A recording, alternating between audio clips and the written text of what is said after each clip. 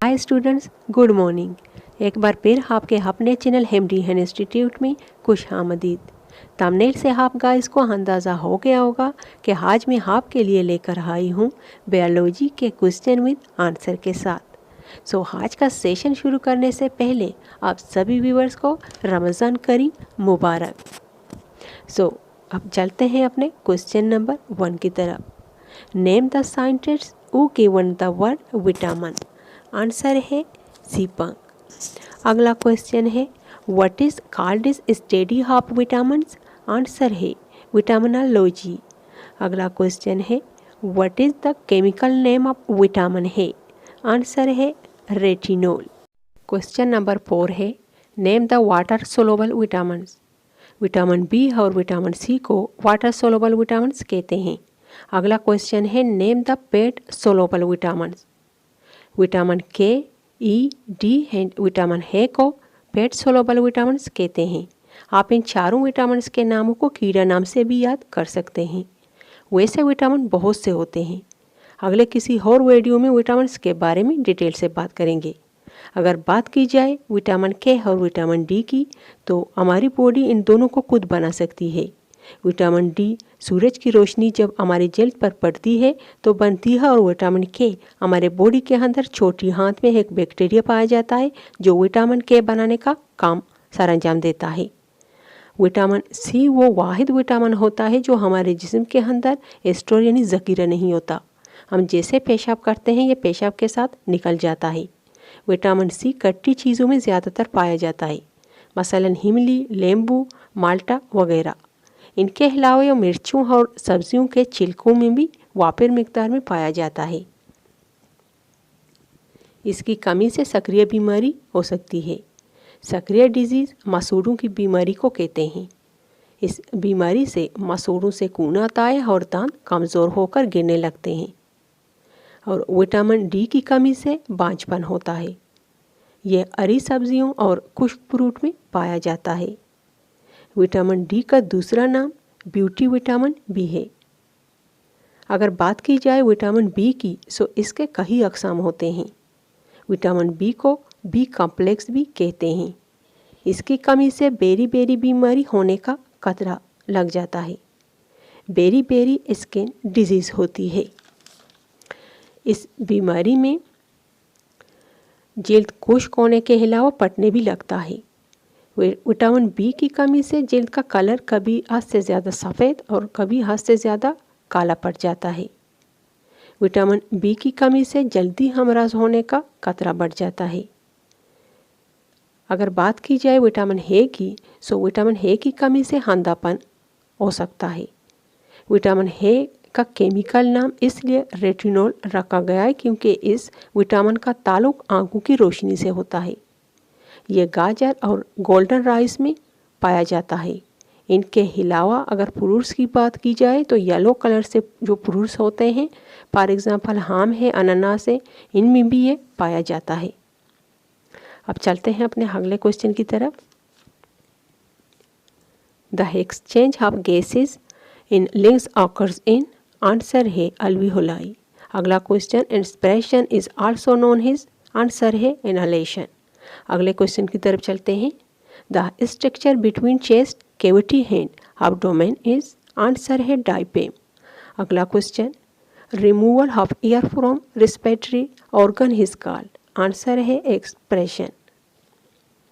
अब अपने अगले क्वेश्चन की तरफ चलते हैं। Which part of brain control rate and deep the breathing? Answer है मेडोला। अगला question the cell of bones are called. Answer है ऑस्टियोसाइट।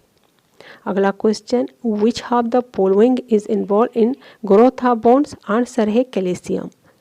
अब अपने अगले क्वेश्चन की तरफ चलते हैं। Lactic acid fermentation is use by. Answer है बैक्टीरिया। अगला क्वेश्चन है coccidiosis is a parasitic disease of. Answer है फूड एंड माउथ डिजीज। अगला question what is the full name of DNA.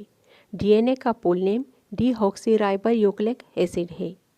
DNA is double standard जबकि RNA is single standard.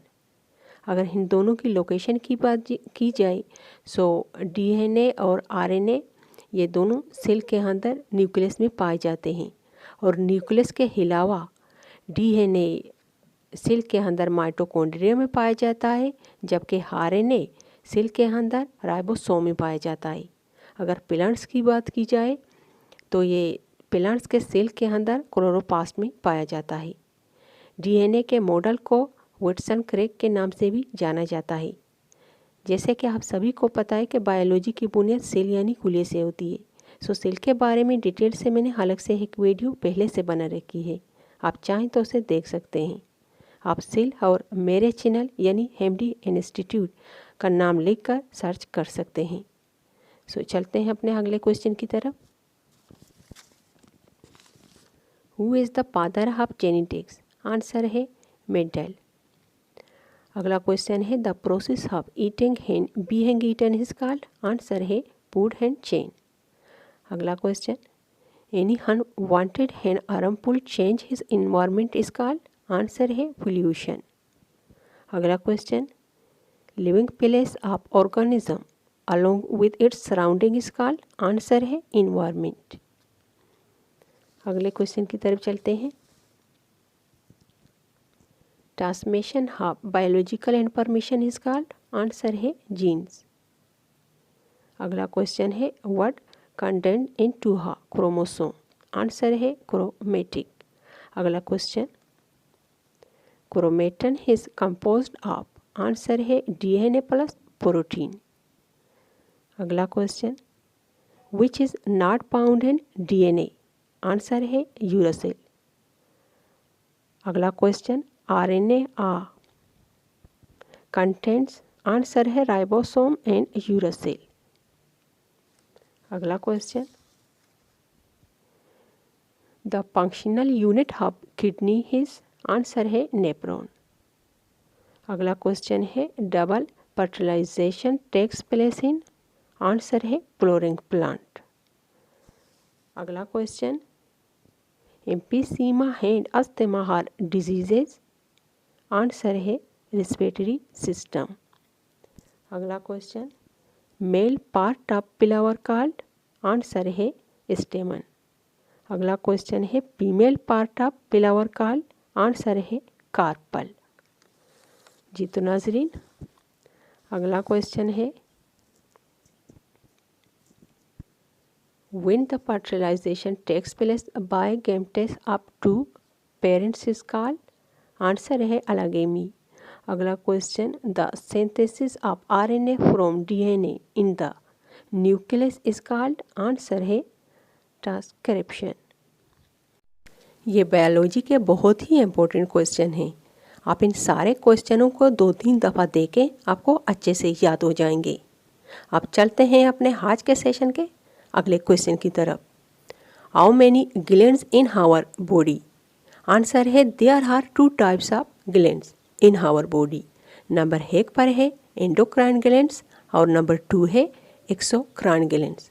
अगर बात की जाए एंडोक्राइन ग्लैंड्स की तो इन गुदूदों यानी ग्लैंड्स से सिर्फ और सिर्फ हार्मोन्स निकलता है और इन हार्मोन्स को निकलने के लिए जिस्म के अंदर कोई अलग नाली की ज़रूरत नहीं पड़ती। ये खून के साथ मिलकर वर्क करते हैं, ये खून से टच होते हैं और इनसे सिर्फ और सिर्फ हार्मोन्स ही निकलता है और ये सारे हार्मोन्स जो होते हैं ये प्रोटीन के बने होते हैं। और नंबर 2 पर है एक्सोक्राइन ग्लैंड्स। सो एक्सोक्राइन ग्लैंड्स को बॉडी के अंदर वर्क करने के लिए एक अलग से नाली की ज़रूरत पड़ती है और इनसे एक्सोक्राइन ग्लैंड से सिर्फ और सिर्फ एंजाइम ही निकलता है। और मिक्स ग्लैंड पैंक्रियाज को कहा जाता है क्योंकि ये दोनों तरह से जिस्म के अंदर काम करता है। इनसे पैंक्रियाज जो ग्लैंड होता है इनसे एंजाइम भी निकलता है और हार्मोन्स भी निकलता है। हमारी बॉडी के अंदर कुल मिला के 8 ग्लैंड्स होते हैं। 3 हमारे ब्रेन के अंदर होते हैं, 2 हमारे गले में, 1 सीने यानी दिल के करीब और 1 गुर्दे के ऊपर, यानी दोनों गुर्दों के ऊपर एक एक होता है। सो ये एक ही गिना जाता है और एक मेल में और एक फीमेल में। फीमेल में ओरी का काम करता है और मेल में टेस्टिस का। अब चलते हैं अपने अगले क्वेश्चन की तरफ। Study of blood is called, इस आंसर है हेमाटोलॉजी। अगला क्वेश्चन है blood do not coagulate inside body however in blood vessel due to presence of, answer है एप्रेन। इस क्वेश्चन का मतलब है कि हमारा खून जो होता है हमारे बॉडी के अंदर या ब्लड वेसल के अंदर क्यों नहीं जमता। सो ये एप्रेन की वजह से नहीं जमता। अगला क्वेश्चन है what is other name of red blood capsule, यानी रेड ब्लड सेल का दूसरा नाम क्या है, आंसर है एरिथ्रोसाइट। अगला question what is the other name of white blood capsule, white blood cell का अलग दूसरा नाम क्या है, लेकोसाइट। अब चलते हैं अपने आज के सेशन के आखिरी क्वेश्चन की तरफ। What is the other name of blood cancer, खून का कैंसर जो होता है इसका दूसरा नाम क्या है, आंसर है लेकोमिया। सो गाइस आज के लिए बस इतना ही। मिलते हैं किसी और दिन किसी और नई वीडियो के साथ। इस सीख के साथ मुझे इजाज़त दीजिए।